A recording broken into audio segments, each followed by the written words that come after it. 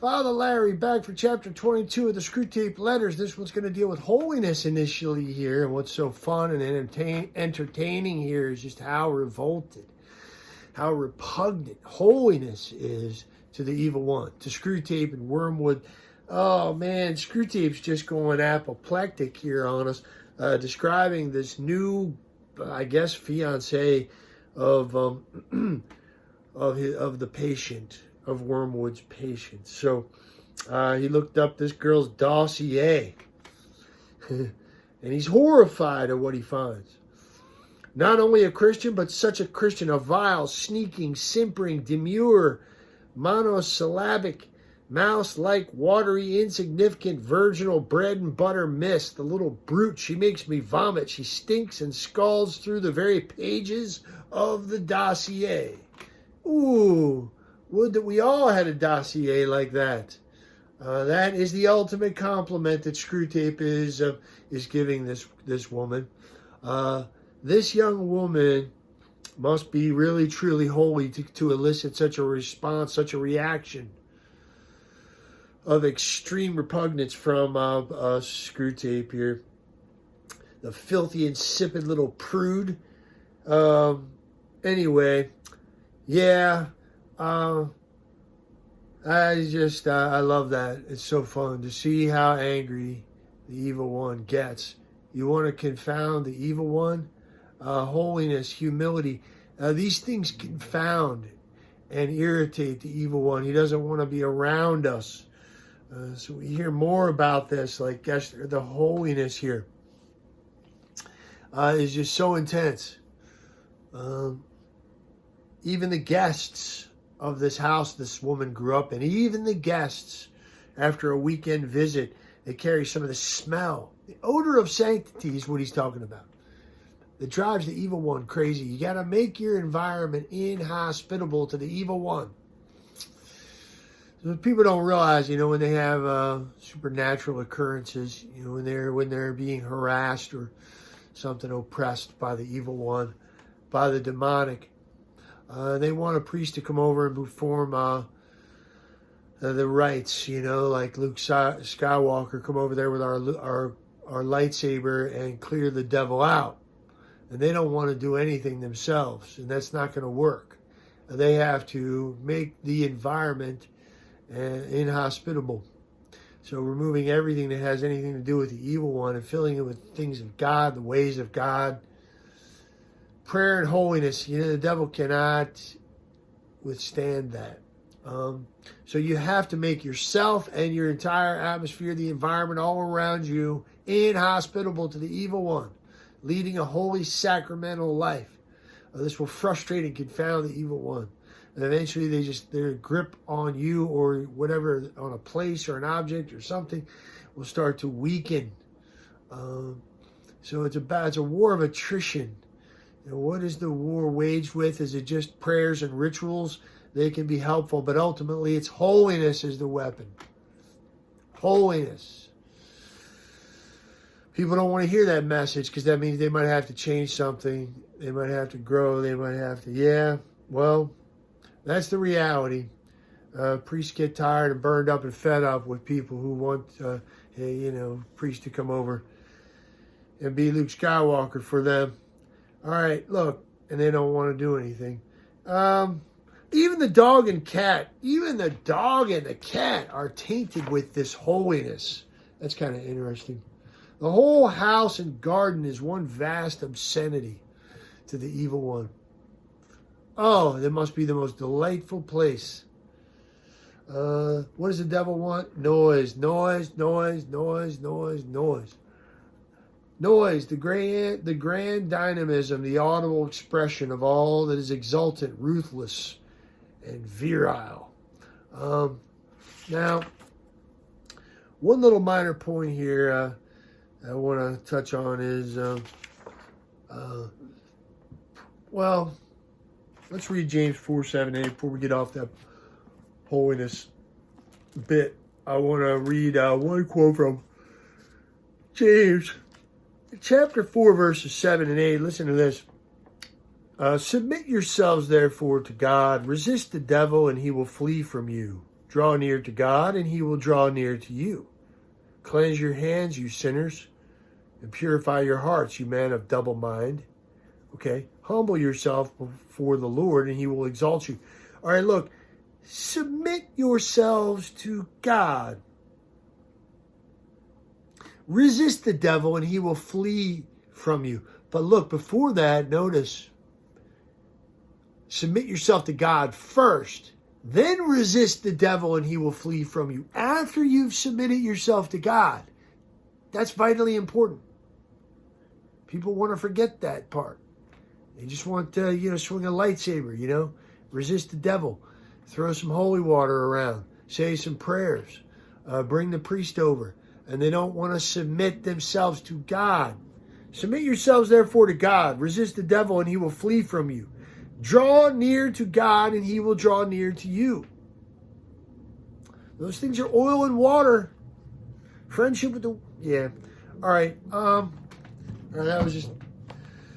let's move on to this other point here he makes in the middle of this whole thing. It's kind of like a sandwich, this business of holiness. But he makes a little minor point here that I thought was worth paying attention to.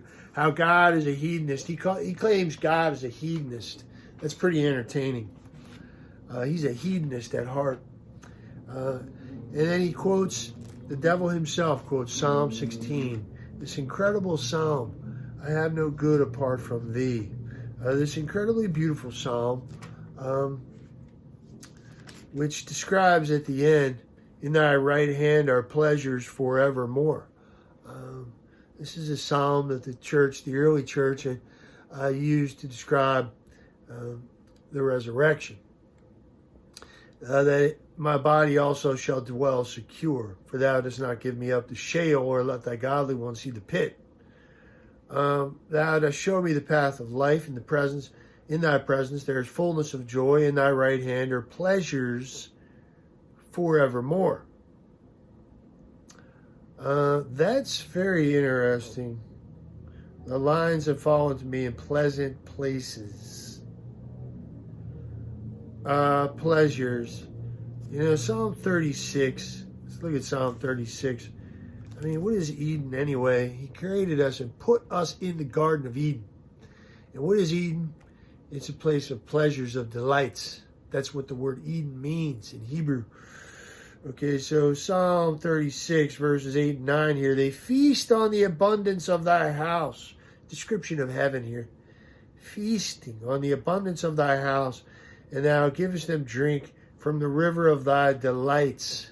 Literally, the word delights there is Eden. Eden. Just like the Garden of Eden. For with thee is the fountain of life. In thy light do we see light. So pleasure, God is going to allow us to enjoy all these pleasures in an ordered fashion. He made all pleasure. The devil, for all their research and development, they can't create one pleasure. All pleasures from God, from the greatest to the smallest, from God. All they can do is twist. All they can do is twist. And this is interesting here, this reference to the miserific vision. The beatific vision, we will feast on the beatific vision for all eternity. Whereas in hell, we will receive, those of us who, any of us who go to hell are going to receive the miserific vision.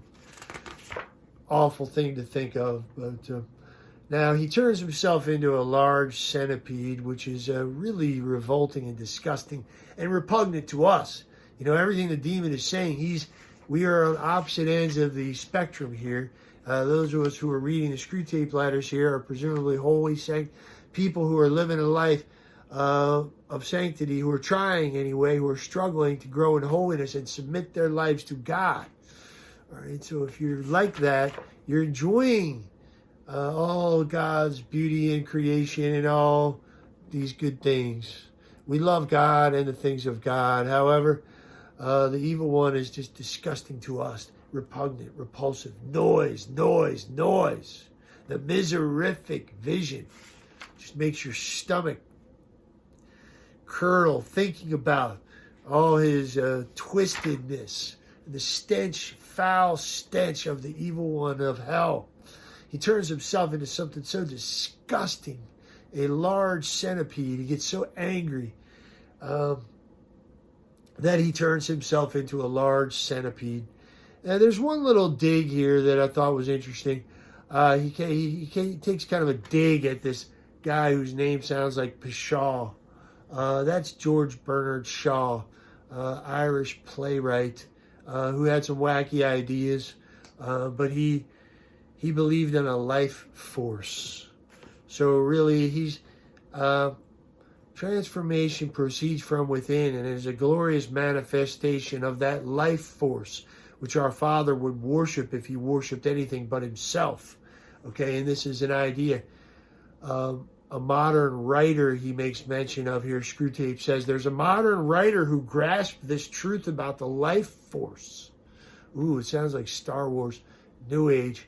But this life force is something that C.S. Lewis despises, this notion. So hence he's taking a jab at George Bernard Shaw. And he says someone with a name like Pshaw. So I think he died in 1950. So he's a contemporary of C.S. Lewis. And Lewis apparently does not like this guy. And he has a lot to say about the life force. That comes up in his second book of his space trilogy, the life force, shown to be attached to the evil one. It's associated with the evil one, this worship of a life force. Anyway, anything else there? Yeah, I enjoy that little crack he takes at George Bernard Shaw, and he deliberately messes up his name. Apparently the guy was a little vain about his name, or very particular about how he was to be addressed. He wanted to be called Bernard, I think just Bernard Shaw. He didn't want anybody to call him George Bernard Shaw. But anyway, Pshaw.